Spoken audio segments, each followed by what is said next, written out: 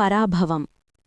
ఒకరోజు రామలింగడి భార్యకు అన్నవరసాయిన బంధువు 7 ఏళ్ల తన కొడుకును వెంటపెట్టుకుని వచ్చాడు. పలకరింపులయ్యాక ఆ బంధువు రామలింగడితో అసలు సంగతి చెబుతూ, బావా, మా పిల్లవాడికి చదువు సంధ్యలమీద అస్సలు శ్రద్ధలేదు. ఎప్పుడూ తోటివాళ్లతో ఆటపాటలే.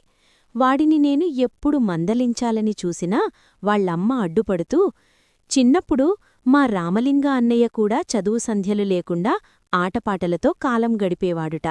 ఇప్పుడు రాయలవారి కొలువులో గొప్ప కవిగా పేరు తెచ్చుకోలేదు అంటూ నా నుమ్మురు మూయించి చేస్తుంది. నువ్వు ఏం చేస్తావో, ఎలా చేస్తావో నాకు తెలీదు.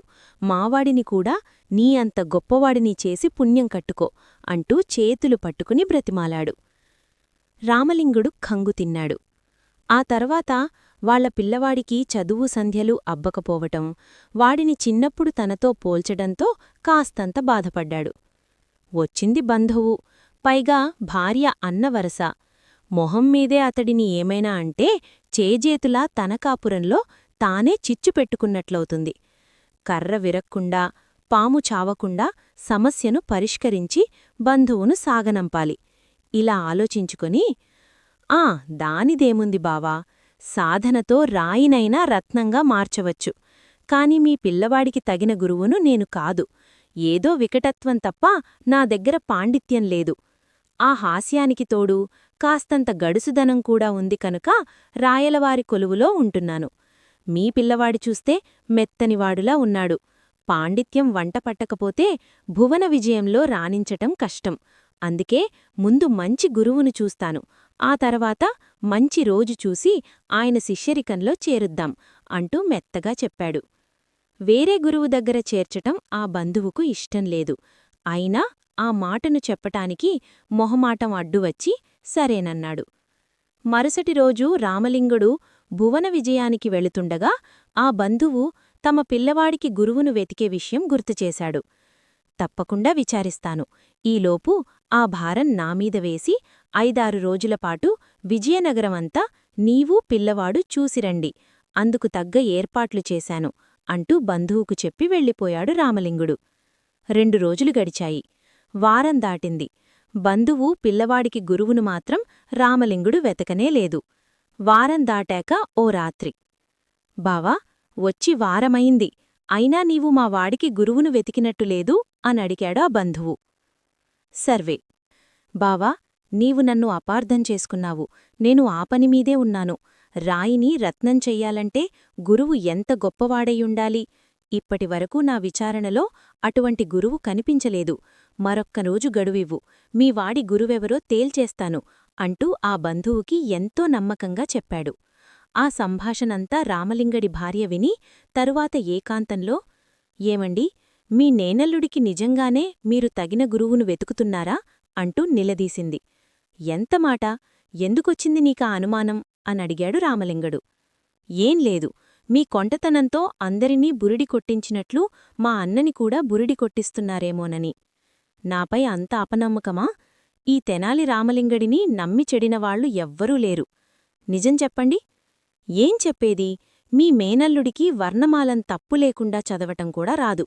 పైగా వాడిని గమనించాను కదా, వాడికసలు చదువుమీద ధ్యాస లేకపోవటం ప్రక్కనుంచితే దేనిమీద అసలు ధ్యాస లేదు కనుక అటువంటి వాడికి గురువు కావటానికి ఏ తలకుమాసినవాడు ఒప్పుకుంటాడు చెప్పు? అయినా అటువంటి వాడికోసమే వెతుకుతున్నాను. రేపే అటువంటి వాడి దగ్గరకు మీ మేనల్లుడిని పంపుతాను అంటూ చెప్పాడు రామలింగడు.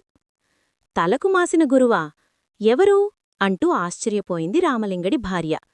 అవును, సరిగ్గా అటువంటివారే. ఇంకెవరు? మన తాతాచార్యులవారు అంటూ నవ్వాడు రామలింగడు. తాతాచార్యులవారా? అవును, నేను రాయలవారి ఆశ్రయం కోరి ముందుగా ఆయనని సేవిస్తే నేను కవిని కాదని, నాది కవిత్వం కాదని చీకొట్టి తిరస్కరించారు. అందుకనే నేనింత గొప్ప కవినయ్యాను. మీ మేనల్లుడిని కూడా ఆయన తిరస్కరిస్తే వాడు కూడా 4 అక్షరముక్కలు నేరుస్తాడు అంటూ నవ్వేశాడు రామలింగుడు. అసలు విషయం తెలిస్తే మా అన్నయ్య నొచ్చుకుంటాడేమోనండీ.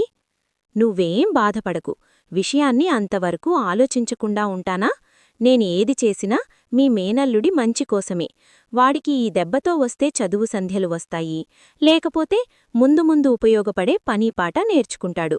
అందుకు నా హామీ అంటూ అప్పటికి ఆ సంభాషణను ముగించాడు రామలింగుడు.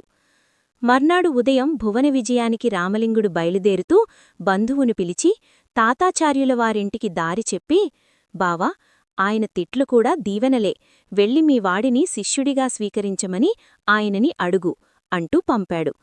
తరువాత భార్యను పిలిచి, మీ అన్న తిరిగి రాగానే ఊరికి ప్రయాణమైనా కావచ్చు, ఆపకు, ఈలోపు వంటావార్పు సిద్ధంచేసి ఉంచు, రాగానే భోజనం చేసి మరీ వెళ్లమని నా మాటగా చెప్పు అంటూ చెప్పి వెళ్ళిపోయాడు రామలింగుడు.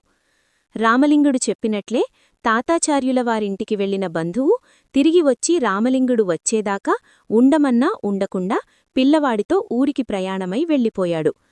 అక్కడ భువన విజయంలో తాతాచార్యులవారు రామలింగడిని ఎగతాళి చేశారు. ఏం రామలింగా, మీ బంధువు పిల్లవాడికి వర్ణమాల కూడా రాదు, అటువంటి వాడిని శిష్యుడిగా నా దగ్గరకు పంపుతావా? అటువంటి వాడిని ఏ తలకు మాసినవాడన్నా శిష్యుడిగా స్వీకరిస్తాడా అన్నారు. ఇంకేముంది, రామలింగుడికి తాతాచార్యులవారు దొరికారు.